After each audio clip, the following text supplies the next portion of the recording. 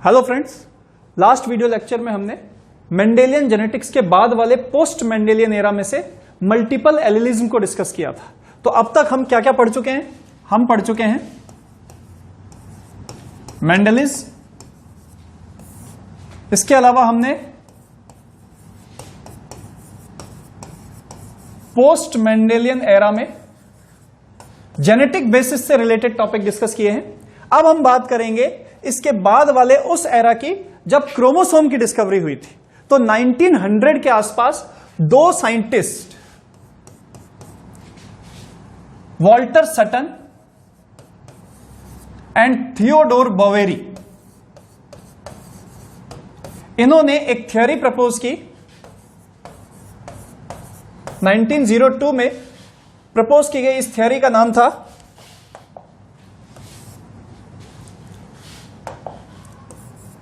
Chromosomal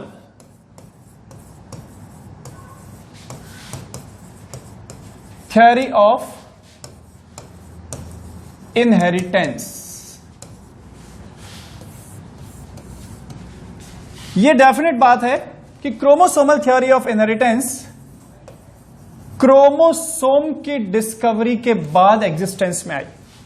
तो chromosome को सबसे पहले डिस्कवर किया फ्लेमिंग ने, और जब फ्लेमिंग ने क्रोमोसोम और सेल डिवीजन में माइटोसिस के बारे में बताया, उसके बाद ही Walter Sutton and Theodore Boveri ने क्रोमोसोमल थ्योरी ऑफ इनहेरिटेंस को प्रपोज किया। तो अब हम डिस्कस करने जा रहे हैं क्रोमोसोमल थ्योरी ऑफ इनहेरिटेंस के बारे में। तो मैंने अभी अभी आपको बताया कि सटन एंड बोवेरी नाम के दो साइंटिस्ट ने क्या नोटिस किया। एक्चुअल में उन्होंने क्रोमोसोम के बिहेवियर को नोटिस किया, तो उन्होंने पाया कि there is certain parallelism between the behaviour of genes and chromosome, यानी कि जीन और क्रोमोसोम दोनों के व्यवहार में उन्होंने कुछ ऐसी समानताएं देखी जिसकी वजह से दोनों के बीच में कोई ना कोई रिलेशन एस्टेब्लिश करना जरूरी हो गया। तो हम देखते हैं कि वो क्या सिमिलैरिटीज हैं जो क्रोमोसोम और जीन के बिहेवियर में Walter Sutton and Theodore Boveri ने नोटिस की। देखिए, जैसा कि मेंडल ने बताया था कि genes are always present in pairs, सबसे पहली बात। इसी तरह से उन्होंने कहा कि जो पेयर में जो जीन्स हैं they comes from either of parent, यानी हर पेयर का एक जीन किसी एक पेरेंट से आता है, मेल पेरेंट से और फीमेल पेरेंट से। इसी के साथ उन्होंने कहा at the time of formation of gametes these genes of a pair segregates. तो ये जो बेसिक बातें एक जीन के लिए मेंडल ने बताई कि वो पेयर में मिलते हैं। पेयर में जो जीन्स होते हैं उनमें से हर एक जीन एक एक पेरेंट से मिलता है, और जब गैमेट फॉर्मेशन का टाइम आता है then these genes of a pair segregates and each gamete receives only one gene from the pair. अब हम देखें क्रोमोसोम के बिहेवियर में क्या चीजें होती हैं। तो जब हम बात करते हैं क्रोमोसोम की, तो क्रोमोसोम के लिए भी ऐसा ही पाया गया कि they are also present in pairs. In every diploid organism certain number of chromosomes are found. हर द्विगुणित जीव में निश्चित संख्या में गुणसूत्रीय जोड़े पाए जाते हैं। तो गुणसूत्र भी, क्रोमोसोम्स भी इसी तरह पेयर में मिलते हैं, जोड़ों में मिलते हैं।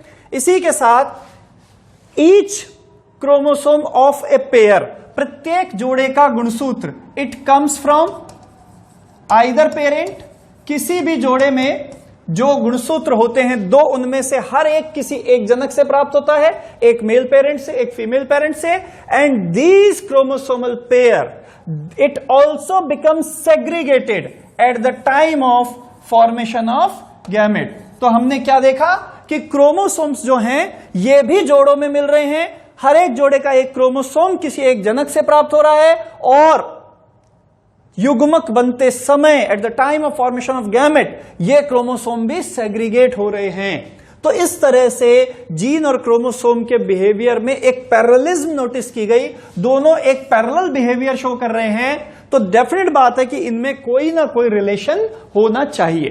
तो फिर दूसरी चीज एक और बोली गई कि यही वो क्रोमोसोम्स हैं जो आगे जाके जब गैमेटिक कॉम्बिनेशन होता है, जब दो गैमेट फ्यूज होते हैं और इस तरीके से जब एक तरफ से मेल और एक तरफ से फीमेल गैमेट कंबाइन होते हैं तो उनके क्रोमोसोम्स जो होते हैं, जो एक एक तरफ से आते हैं, वो मिलके यहां पेयर बना लेते हैं।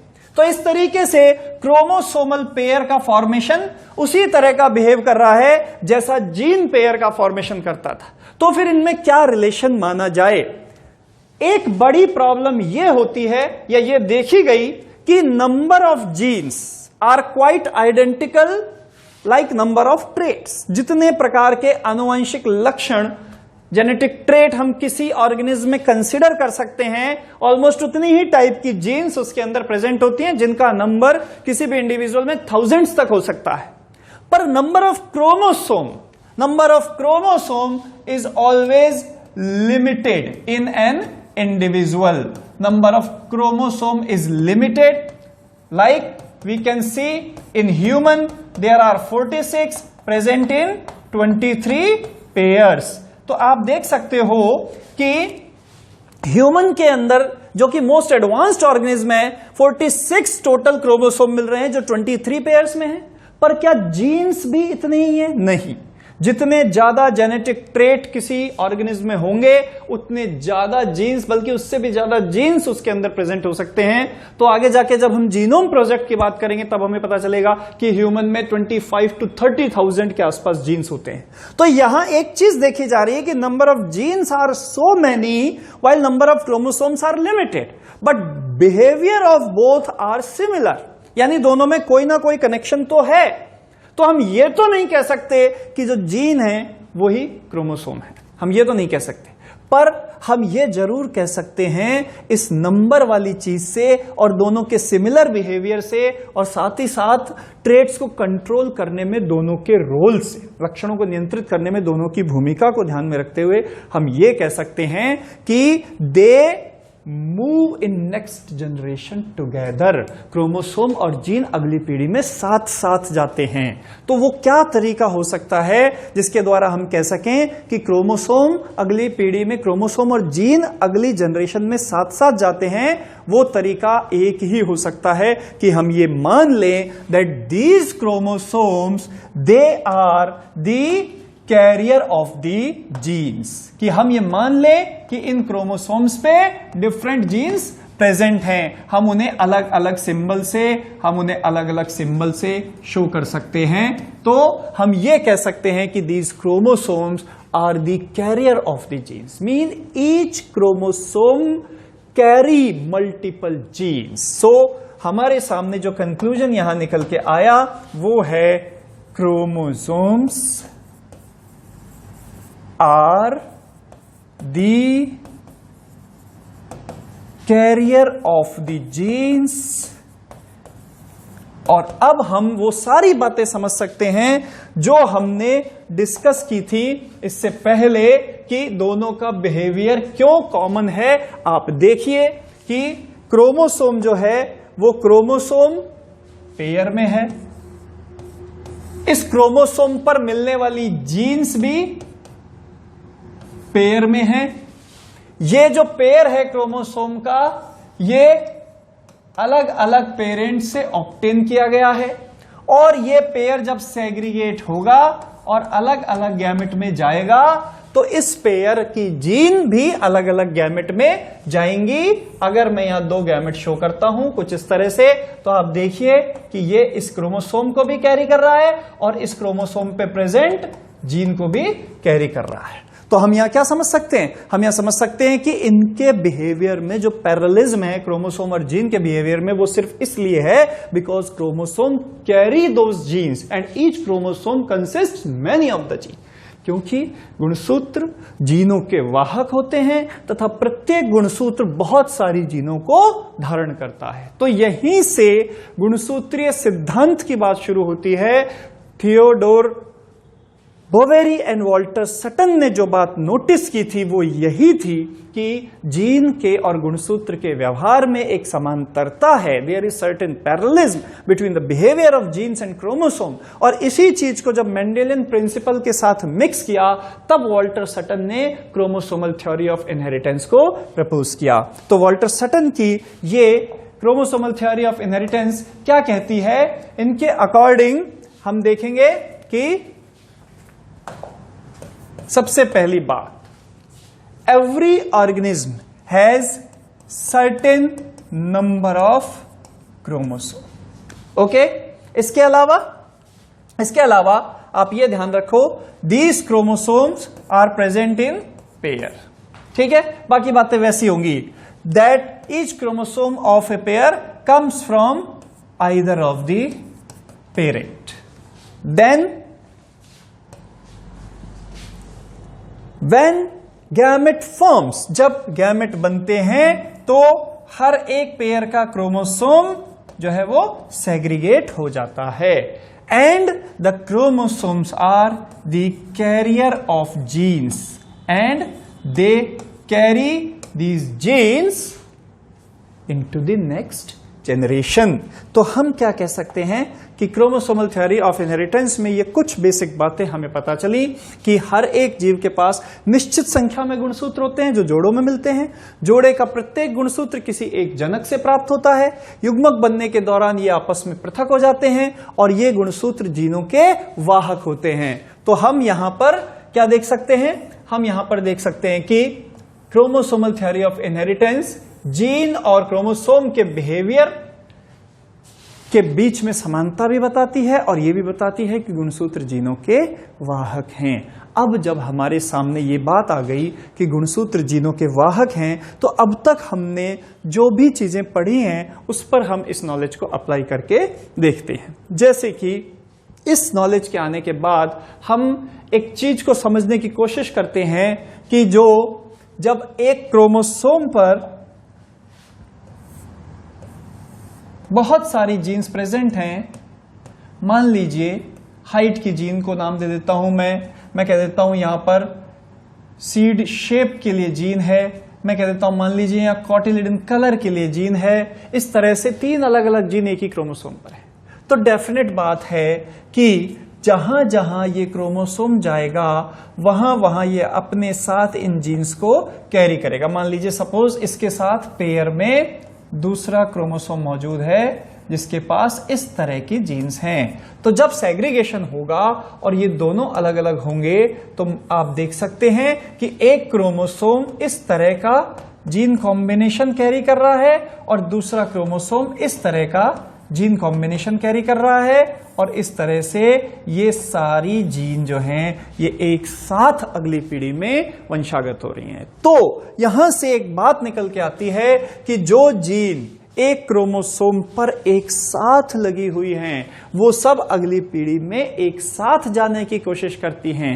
The genes which are present on similar chromosome tends to inherit together in next generation and this tendency of these genes to inherit together, this is called linkage. तो जो क्रोमोसोमल थ्योरी है inheritance की उससे एक बहुत important phenomena समझ में आई, linkage. And linkage is what? It is the tendency of genes present on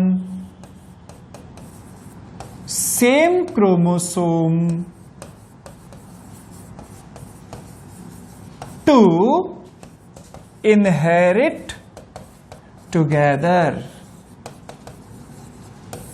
This is linkage. Linkage is what? Linkage is tendency of genes present and same chromosome to inherit together, to inherit in a linked way.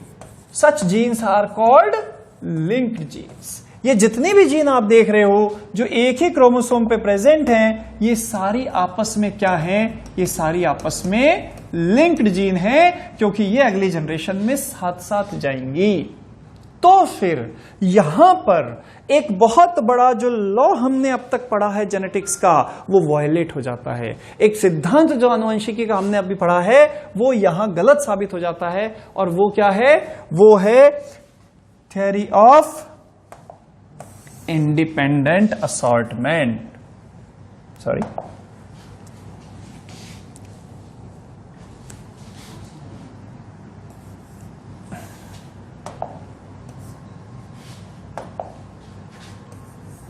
Independent assortment.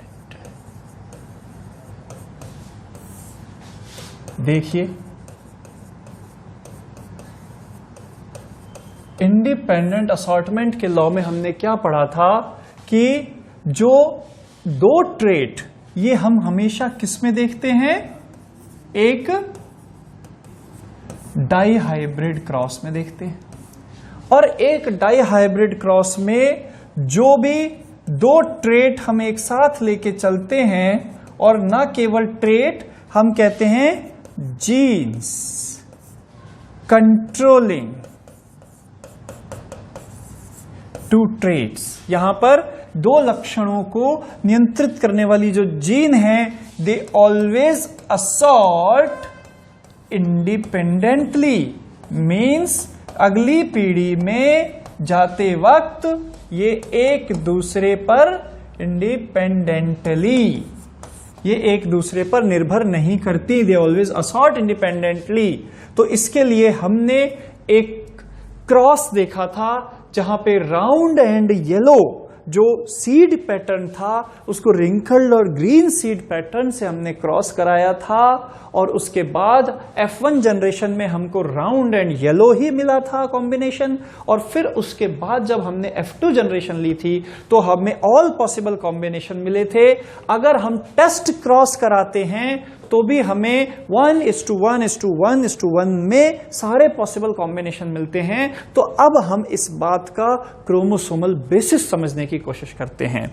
Now we are going to discuss the chromosomal basis of this independent assortment. मैं ऐसा क्यों कह रहा हूं? क्योंकि देखिए, अभी अभी हमने बात की कि जो जीन क्रोमोसोम पर लिंक्ड हैं वो एक साथ इनहेरिट होने की कोशिश करेंगी। यहां पर रहने वाली जो दो जीन हैं, आप देख सकते हो ये दो जीन एक दूसरे से इंडिपेंडेंटली असॉर्ट नहीं हुई हैं। क्यों नहीं हुई हैं? क्योंकि ये लिंक्ड जीन हैं, ये एक ही क्रोमोसोम पर मौजूद हैं। और एक क्रोमोसोम पर मौजूद हैं तो जब वो एक क्रोमोसोम अगली जनरेशन में जाएगा तो उस पर लिंक्ड सारी जीन भी अगली जनरेशन में जाएंगी। जबकि अपनी इंडिपेंडेंट असॉर्टमेंट थ्योरी में हम क्या कह रहे हैं कि genes controlling two different trait they assort independently. इसका मतलब कि दो जीन एक दूसरे पर बिल्कुल भी डिपेंड नहीं कर रही हैं, जबकि लिंकेज फिनोमेना में हम देख रहे हैं कि वो हमेशा साथ रहने की कोशिश कर रही हैं। तो ये दोनों एक दूसरे से अलग अलग बातें हो गई।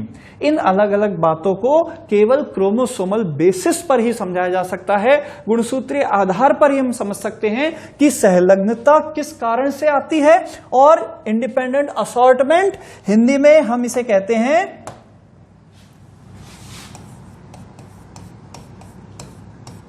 स्वतंत्र अपव्यूहन। ये किस कारण से आता है? ये दोनों बातें अब हम समझेंगे क्रोमोसोमल बेसिस की हेल्प से, क्योंकि हम अब क्रोमोसोम को समझ चुके हैं। अब पिक्चर में नई चीज आ चुकी है क्रोमोसोम। अब तक हम केवल जीन के बेसिस पे बात कर रहे थे, अब हम जान चुके हैं कि क्रोमोसोम होते हैं जो जीन्स के कैरियर होते हैं, और एक क्रोमोसोम में एक से ज्यादा जीन हो सकती हैं और वो ही अगली पीढ़ी में जीनों को लेकर जाते हैं। तो देखते हैं हम कि क्रोमोसोमल बेसिस इंडिपेंडेंट असॉर्टमेंट का क्या है।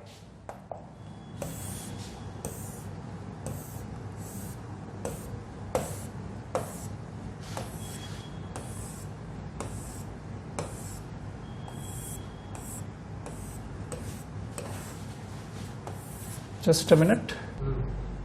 तो देखिए, अब हम डिस्कस करेंगे उस क्रॉस का जो हमने इंडिपेंडेंट असॉर्टमेंट में पढ़ा था, उसका क्रोमोसोमल बेसिस। याद कीजिए, वहां जो हमने पेरेंट्स लिए थे, जो पेरेंटल जनरेशन ली थी, वो पेरेंटल जनरेशन में राउंड एंड येलो पेरेंट थे, रिंकल्ड एंड ग्रीन पेरेंट थे। ये पेरेंट का क्या है? ये पेरेंट का फिनोटाइप है। इस फिनोटाइप को जीनोटाइप के वाइज हमने शो कर दिया। Capital R capital R, capital Y capital Y. आप देख सकते हैं capital R capital R capital Y cross small are small are small y small y. इन दोनों का जब हमने क्रॉस कराया तो सबसे पहले जो बात हमें समझनी है वो ये समझनी है कि यहां पर ये जो पेयर है, ट्रेट्स का जो पेयर है, ये दो डिफरेंट क्रोमोसोम पर मौजूद है। समझ लीजिए, इस बात को बहुत ध्यान से समझ लीजिए। इंडिपेंडेंट असॉर्टमेंट की जो स्ट्रिक्ट कंडीशन है वो ये है कि जो दो पेयर ऑफ जीन किसी ट्रेट को कंट्रोल कर रहे हैं, देखिए राउंड को कंट्रोल करने के लिए कैपिटल आर रिस्पॉन्सिबल है, येलो को कंट्रोल करने के लिए कैपिटल वाई रिस्पॉन्सिबल है, रिंकल्ड को कंट्रोल करने के लिए इसी आर का रिसेसिव टाइप स्मॉल आर है, और ग्रीन को कंट्रोल करने के लिए इसी वाई का recessive type small Y responsible है। अब हम केवल सिंबल और फिनोटाइप की हेल्प नहीं ले रहे, साथ में क्रोमोसोम्स की भी हेल्प ले रहे हैं। तो आप ध्यान दीजिए, यहां हमने इस डोमिनेंट फिनोटाइप को शो करने वाला जो जीनोटाइप है उसके अंदर जो जेनेटिक कंपोजिशन है उसे कैसे शो किया है, क्रोमोसोम्स के ऊपर शो किया है। आप देखिए यहां पर कि ये देखिए आप, एक क्रोमोसोम पेयर है जिस पर आर एंड आर जीन है, ये दूसरा क्रोमोसोमल पेयर जिस पर वाई एंड वाई जीन है। तो हमने आर वाले पेयर को, यानी सीड की शेप जो राउंड है उसको कंट्रोल करने वाले पेयर को एक पेयर ऑफ क्रोमोसोम पे शो किया है, और जो सीड की शेप येलो है उसे कंट्रोल करने वाले को हमने दूसरे पेयर पे शो किया। तो इस तरह से हमने दो पेयर ऑफ क्रोमोसोम कंसीडर किए हैं। यही इंपॉर्टेंट बात है, आपको ध्यान रखनी है। इंडिपेंडेंट असॉर्टमेंट की जब भी हम बात करेंगे तो डिफरेंट ट्रेट को कंट्रोल करने वाली different gene different pair of chromosomes पे रहेंगी। तो देखिए यहां हमने दो पेयर लिए, यहां भी हमने दो पेयर लिए, डोमिनेंट एलील्स के लिए और रिसेसिव एलील्स के लिए। अब हम सब जानते हैं, अभी अभी हमने जीन और क्रोमोसोम के पैरेलल बिहेवियर के दौरान भी पढ़ा है कि जब गैमेट बनता है तो इस पेयर का एक एक क्रोमोसोम सेग्रीगेट हो जाता है। तो आप देखिए, जब इसका गैमेट बनेगा तो इसका गैमेट बनेगा तो हर एक पेयर में से केवल एक क्रोमोसोम ही उस गैमेट में जाएगा। अब चूंकि हम जानते हैं यहां दोनों के पास कैपिटल आर टाइप की जीन है, तो डेफिनेटली केवल कैपिटल आर टाइप की ही जीन इस पेयर में से गैमेट में जाएगी, और दूसरे पेयर में से कौन सी जीन गैमेट में जाएगी, कैपिटल वाई टाइप की। तो इस तरह जो गैमेट बना वो गैमेट कौन सा बना, capital R capital Y type. इधर से हम देखें, इधर से जो गैमेट बनेगा, gamete always carry single chromosome and single gene of a pair. तो युग्मक हमेशा किसी भी जोड़े का एक गुणसूत्र या एक ही जीन लेकर जाता है। तो यहां स्मॉल आर में से एक, स्मॉल वाई में से भी एक एक ले लिया, और ये दोनों गैमेट जब फ्यूजन के दौरान, जाइगोट फॉर्मेशन के दौरान जब इन दोनों का फ्यूजन होगा तो जो F1 डाइहाइब्रिड का जीनोटाइप डेवलप होगा वो क्या होगा, कैपिटल आर इधर से small R, capital R small R, capital Y इधर से small Y, capital Y small Y. अगर हम बात करें इसके फिनोटाइप की, तो फिनोटाइप वाइज ये क्या होगा, फिनोटाइप वाइज ये होगा राउंड एंड येलो। ये round and yellow phenotype he show करेगा, क्योंकि ये डोमिनेंट फिनोटाइप शो करेगा, क्योंकि F1 जनरेशन में केवल कौन सा फिनोटाइप अपीयर होता है, डोमिनेंट फिनोटाइप अपीयर होता है। तो R small R Y small Y में जो कैपिटल आर और कैपिटल वाई मौजूद है, इसकी वजह से राउंड एंड येलो हो गया। ये तो हम बहुत पहले से जानते हैं, पर हमने यहां क्या समझा, यहां हमने ये समझा कि इस कैपिटल आर स्मॉल आर के लिए दोनों गैमेट एक एक क्रोमोसोम दे रहे हैं, और इस कैपिटल वाई स्मॉल वाई के लिए भी दोनों गैमेट एक एक क्रोमोसोम दे रहे हैं। यानी ये दो डिफरेंट ट्रेट जिन दो डिफरेंट जीन से कंट्रोल किए जा रहे हैं वो दो डिफरेंट पेयर ऑफ क्रोमोसोम पर हैं। ये फिर से आप सुन लीजिए और दिमाग में बिल्कुल बिठा लीजिए कि जब भी हम इंडिपेंडेंट असॉर्टमेंट की बात करेंगे, the genes controlling two different trait should be present on two different chromosomes. Okay, तो यहां पर अब हम इस F1 डाइहाइब्रिड से गैमेट फॉर्मेशन की बात करते हैं। तो देखिए सारे पॉसिबल कॉम्बिनेशन क्रिएट होंगे। क्यों? क्योंकि इस आर स्मॉल आर वाले पेयर में से हर एक गैमेट में या तो कैपिटल आर जा सकता है या स्मॉल आर जा सकता है। ओके, बट ये जो कैपिटल आर जाएगा इस पेयर में से, वो दूसरे पेयर के कैपिटल वाई के साथ या स्मॉल वाई के साथ कंबाइन हो सकता है। इस पॉसिबिलिटी को समझाने के लिए अपन यूज कर लेते हैं एक लाइन डायग्राम। देखिए ये जो कैपिटल आर है ये कैपिटल वाई के साथ चला गया यहां। ओके, इसी तरह से ये जो कैपिटल आर है ये यहां स्मॉल वाई के साथ चला गया। ओके, फिर इसका जो स्मॉल आर है आप देखिए यहां ये कैपिटल वाई के साथ चला गया, और ये जो स्मॉल आर है यहां स्मॉल वाई के साथ चला गया।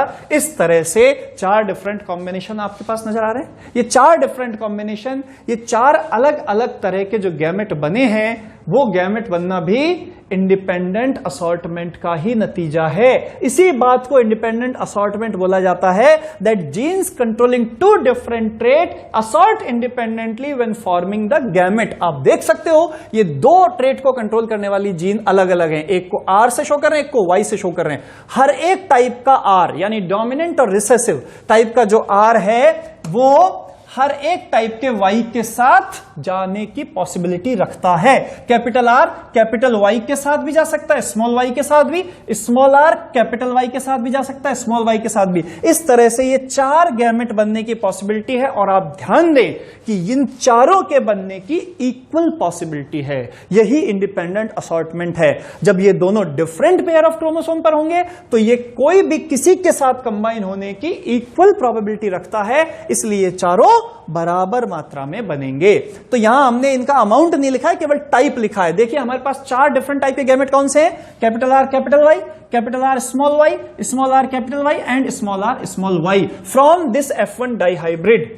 हमारे पिछले फॉर्मूले से हम जानते हैं कि किसी भी डाइहाइब्रिड से कितने डिफरेंट टाइप के गैमेट बन सकते हैं, ये 4 डिफरेंट टाइप के। और यहां ये 4 डिफरेंट टाइप के गैमेट इक्वल बनने का रीजन क्या है? क्योंकि इन दोनों को कंट्रोल करने वाली जो जीन्स है वो डिफरेंट क्रोमोसोम पर है, इसीलिए वो 2 डिफरेंट पेयर एक दूसरे के साथ इंडिपेंडेंटली असॉर्ट होके ये 4 पॉसिबल कॉम्बिनेशन इक्वल अमाउंट में बना रहे हैं।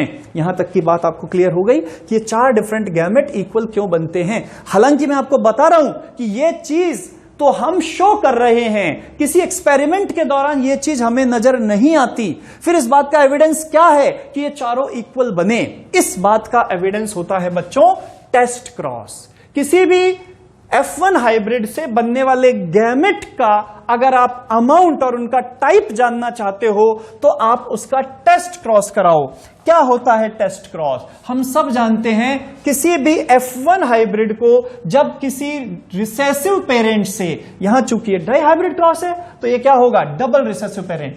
किसी भी F1 हाइब्रिड को जब किसी रिसेसिव पेरेंट से क्रॉस कराया जाता है तो वो होता है टेस्ट क्रॉस। तो यहां हमने F1 हाइब्रिड को किससे क्रॉस कराया? हमने क्रॉस कराया रिसेसिव पेरेंट से। तो फिर गैमेटिक कॉम्बिनेशन कौन सा होगा? F1 हाइब्रिड से बनने वाले 4 डिफरेंट टाइप के गैमेट और रिसेसिव पेरेंट से बनने वाला केवल एक टाइप का गैमेट। आप ध्यान दीजिए, रिसेसिव पेरेंट से बनने वाला जो केवल एक टाइप का गैमेट है वो केवल एक टाइप का कॉम्बिनेशन कैरी कर रहा है, small are and small Y. और इस टेस्ट क्रॉस का फायदा क्या है, इस बात को समझिए। ये स्मॉल आर ये किसी के भी साथ जाएगा, उसे अफेक्ट नहीं करेगा क्योंकि एक रिसेसिव एलील है। स्मॉल वाई ये भी किसी के भी साथ जाएगा, उसे बिल्कुल अफेक्ट नहीं करेगा क्योंकि ये भी एक रिसेसिव एलील है। तो रिसेसिव वाला पेरेंट हम इसलिए सेलेक्ट करते हैं कि उससे आने वाला जो गैमेटिक कॉम्बिनेशन है वो गैमेटिक कॉम्बिनेशन जिसके भी साथ जुड़ेगा उसमें कोई चेंज पैदा नहीं करेगा। इसलिए जो अल्टीमेट रिजल्ट आएगा वो हमें बताएगा कि F1 के गैमेट किस किस अमाउंट में, किस किस प्रपोर्शन में बने थे। तो ओके,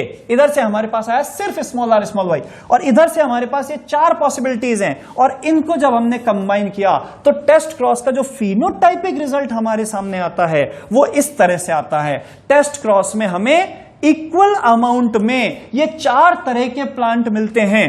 ये मैं आपको एक्सपेरिमेंट का रिजल्ट बता रहा हूं। कोई भी इस F1 डाइहाइब्रिड का टेस्ट क्रॉस उस डबल रिसेसिव पेरेंट से कराएगा तो उस एक्सपेरिमेंट के एंड में उसे क्या मिलेगा? उसे इक्वल अमाउंट में 4 तरह के प्लांट मिलेंगे जिनके पास round seed with yellow cotyledon होंगे, round seed with green cotyledon, wrinkled seed with yellow cotyledon and wrinkled seed with green cotyledon. यानी गोल बीज और साथ में पीले बीज पत्र, गोल बीज हरे बीज पत्र, झुर्रीदार बीज पीले बीज पत्र और झुर्रीदार बीज और हरे बीज पत्र, ये चारों रखने वाले पौधे बराबर मात्रा में मिलेंगे। तो इनका रेशियो क्या होगा? इनका रेशियो होगा 1:1:1:1:1। ये तो फिनोटाइपिक रिजल्ट है। लेकिन ये फिनोटाइपिक रिजल्ट क्यों आया है? ये फिनोटाइपिक रिजल्ट इसलिए आया है कि इधर से जो आया था टेस्ट क्रॉस का जो पेरेंट था उसने तो small are small Y contribute किया है, तो स्मॉल आर स्मॉल वाई ने तो कोई फर्क डाला नहीं, तो ये राउंड क्यों हुआ? इधर से आने वाले कैपिटल आर एलील की वजह से ये राउंड हुआ। और ये येलो क्यों हुआ? इधर से आने वाले कैपिटल वाई एलील की वजह से ये येलो हुआ। तो इसकी वजह से देखो ये राउंड और येलो आया, क्योंकि इसकी वजह से इसके पास capital R and capital Y जो कॉम्बिनेशन इसको मिला है वो यहां से मिला है। इधर से तो स्मॉल आर स्मॉल वाई है, वो तो फिक्स है। इसने इसको क्या दिया? इसने इसको दिया capital R and small Y. तो कैपिटल आर की वजह से तो ये राउंड हो गया, लेकिन स्मॉल वाई पेयर की वजह से ये ग्रीन रह गया। ओके, अगेन इधर से इसको क्या मिला? Small are and capital Y. तो small are and small r की वजह से तो ये रिंकल्ड रह गया, लेकिन इस कैपिटल वाई ने इसको क्या कर दिया? इसको येलो कर दिया। और इधर से इसको स्मॉल आर स्मॉल वाई मिला, और उधर से भी इसको क्या मिला? Small are small Y. तो ये पूरी तरह रिसेसिव रह गया। और ये रिसेसिव पेयर आपको क्या मिलता है? रिसेसिव पेयर मिलता है स्मॉल आर स्मॉल वाई, और ये रिंकल्ड एंड ग्रीन मिला। तो ये जो फिनोटाइप अपीयर हुआ है, इसका रीजन है ये 4 तरह के गैमेट इक्वल अमाउंट में बनना। और ये 4 इक्वल अमाउंट में क्यों बने? क्योंकि ये जो 2 ट्रेट हैं, round and yellow means seed shape and cotyledon colour, इनको कंट्रोल करने वाली जो जीन है वो 2 डिफरेंट पेयर ऑफ क्रोमोसोम्स पर हैं। तो इस वजह से हमें इंडिपेंडेंट असॉर्टमेंट में टेस्ट क्रॉस का रिजल्ट फाइनली 1:1:1:1 मिलता है। तो यहां पर हम समझ सकते हैं कि कैसे क्रोमोसोम जीन्स को कैरी करते हैं, और क्यों 2 डिफरेंट जीन पेयर होते हुए भी वो इंडिपेंडेंटली असॉर्ट होती हैं। तो आपको इंडिपेंडेंट असॉर्टमेंट का क्रोमोसोमल बेसिस समझ में आ गया। इस टेस्ट क्रॉस की वजह से F1 डाइहाइब्रिड से बनने वाले 4 डिफरेंट गैमेट्स के इक्वल अमाउंट में बनने का रीजन समझ में आ गया। अब अगर मैंने इसका टेस्ट क्रॉस नहीं करा के इसकी सेल्फिंग कराई होती, तो आप समझ जाइए ये 4 तरह के गैमेट एक तरफ बनते, उसी तरह के 4 गैमेट दूसरी तरफ बनते, और टोटल कॉम्बिनेशन हमारे पास कितने होते? 4 × 4 16। और उन 16 में से फिर यही चारों फिनोटाइप हमें मिलते, पर किस रेशियो में? 9:3:3:1 के रेशियो में, जब दोनों तरफ इंडिपेंडेंट असॉर्टमेंट होता। पर उस दोनों तरफ की कैलकुलेशन से बचने के लिए हमने एक ही तरफ इंडिपेंडेंट असॉर्टमेंट को समझा है, दूसरी तरफ हमने डबल रिसेसिव पेरेंट ले लिया है, जिसमें किसी भी तरह के असॉर्टमेंट का पता नहीं चलेगा, क्योंकि उसके पास दोनों जीन पेयर रिसेसिव टाइप के हैं, जो किसी के भी साथ जाने पर उसमें कोई चेंज क्रिएट नहीं करते। इसीलिए हम इस तरह के क्रॉसेस की स्टडी टेस्ट क्रॉस के थ्रू करते हैं। तो इंडिपेंडेंट असॉर्टमेंट का क्रोमोसोमल बेसिस को हमने टेस्ट क्रॉस की मदद से समझा। अब यहां एक बात आप बहुत क्लियरली समझ सकते हो, एक बात आप बहुत क्लियरली फील कर सकते हो, जो हमने पहले डिस्कस की थी, कि अगर यहां पर आपके सामने ये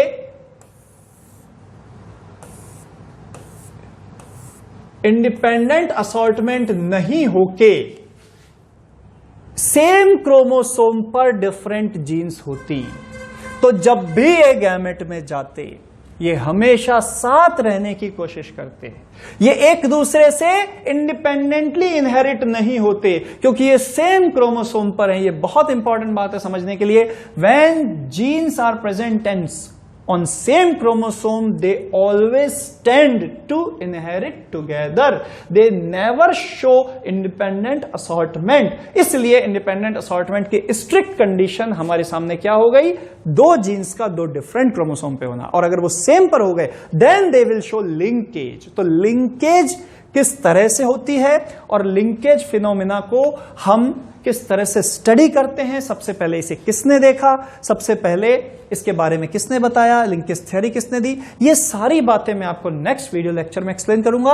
आज के वीडियो लेक्चर में केवल लिंकेज को मैंने वर्बली आपको बताया है, बट ये लिंकेज इंडिपेंडेंट असॉर्टमेंट का एक्सेप्शन है, और इंडिपेंडेंट असॉर्टमेंट का क्रोमोसोमल बेसिस हम समझ चुके हैं। ठीक है, तो नेक्स्ट वीडियो लेक्चर में हम डिस्कस करेंगे लिंकेज। Thank you.